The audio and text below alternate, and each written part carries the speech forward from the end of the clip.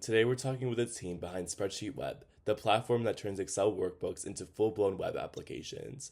With their latest release, they've added some powerful tools, including support for Power Query, upgrades to form-based grids, and more. But if you're thinking, what can I actually do with this? You're not alone. We sat down with them to find out what's new, what's useful, and why this matters to anyone working with SpreadsheetWeb. Hey there. So, quick question. What is Power Query? I keep hearing about it, but as a friend, I'm just wondering what I could even do with it. Yeah. So Power Query is sort of Excel's answer to a world filled with data. It's a tool set that allows you to connect to externally sourced data, transform it, load it into your workbooks, regardless of where that data is stored. So it could be like a CSV file somewhere on the internet, a web API, a database, or even just like a web page. Think like reading through like Wikipedia and pulling data out of it. Use a special type of code called M to write these types of queries, and it's pretty cool. It's not too difficult for beginners to pick up. It shares a lot of similarities with like VB and SQL, which a lot of Excel-based Power users are already familiar with, which really helps to get users like up to speed pretty quickly. While Excel's version of Power Query has support for like a ton of different data sources, like I think close to 100, we're starting off with just a few of our heaviest hitters, like the SQL, CSV, and Web API. Okay, that sounds useful, but what could you do with it? Yeah, good question. So basically, you've got Excel, which enables you to do like really complex calculations, it has like hundreds of formulas, dashboarding, charts, all that good stuff. But that doesn't mean you can house all of the world's data in it. It's Excel. You're just using a file on your local PC. So sometimes you want to pull from like live data sources, like natural disaster data, financial tracking stats, like stock market info, so that then you can run your own analysis on top of that. And you don't want to have to copy and paste that data like every 10 minutes to make sure that you have the live data. Other times the data is just way too big. Like you want to aggregate that information into something more understandable. Think like US Census data, Google trending search terms over the years. Like that's a ton of data and you just want to make it more digestible so then you can do something with it. So in those kinds of cases, you want to take that big stuff, distill it down a few layers and get to something you can really work with in Excel. Because I don't know, you want to like see what search terms people used to look at in 2005 and see if they're weirder than they are today. So Power Query lets you do that in a nutshell. It connects with these data sources, parses out that data, and gets to a manageable living data set where then you can poke and prod around with it. And now with Spreadsheet Web, you've got that same power without having to build all the magic yourself with custom code. But give me something real. Can you show us a few examples of what someone might actually want to do with it? Yeah, I think we've got a pretty cool example. Maybe we can pop it behind us afterwards. It's sort of like a webified dashboard we built out for tracking earthquake data over time.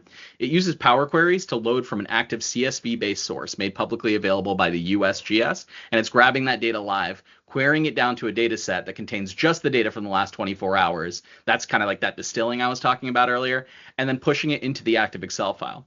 Then we're showcasing that using both like a nice little grid that's sticky to the bottom and a map that's covering up the top section. And the grid also showcases some of our filtering features, which we just added a few versions back, so you can narrow it down and search through the data even more easily. That's actually really awesome. Do you have anything else with the release?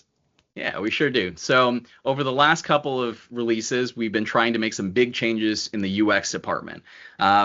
Historically, we've mostly been kind of pushing people to use CSS and style sheets and JavaScript and stuff like that in order to make modifications to make their applications really pop and look good.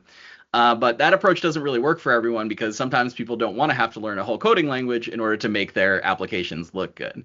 So you might have noticed that the last couple of releases, like the V2 UI we had come out a couple of months ago, and we had like input grid color changes and compact mode. We've been really trying to focus on getting good UIs for people that don't want to learn how to code. So we have a few more for you this release. The first one, which is, I think, a biggie, is our font configuration menu. So instead of having to import fonts from the internet and then like do your style sheet changes with them to get those fonts into your applications, we have this new little module that lets you configure your fonts for, headers and body and like throughout the system that kind of brings it into parity with some other similar systems and gets you in there really quick. Another one is we have notice that our input grids sometimes seem a little bit bulky. Like you'll click on the cell and it pops up a control inside of the UI cell. We've been looking to implement a new method for doing that, which has what we're calling cell-like UI. It instead of popping up a control inside of those containers, like it'll pop up just kind of like the interaction layer for it. So you don't have to see like, the grid expanding and contracting like all over the place when you're clicking. It really feels a lot more like Excel, and hopefully that improves the experience with input grids.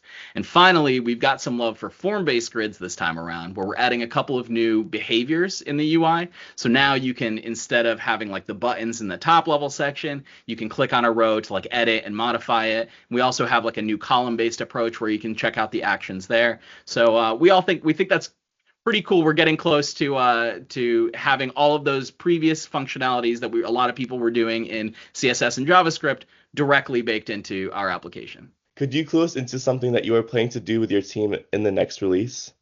Yeah, so, I don't want to say too much, but what I'll mention is that we've been working really hard on our database module, and we hope that the days of spending half your evening on a database model for your application will be long gone. It's clear that SpreadsheetWeb is continuing to evolve, giving Excel users more power without forcing them to leave the environment they already know. With the new Power Query support, smarter form-based grids, and other updates, it's becoming easier to build web apps that actually reflect the logic and structure of your spreadsheets. Whether you're automating workflows or just trying to make data more accessible, this release gives you much more to work with and less to wrestle with.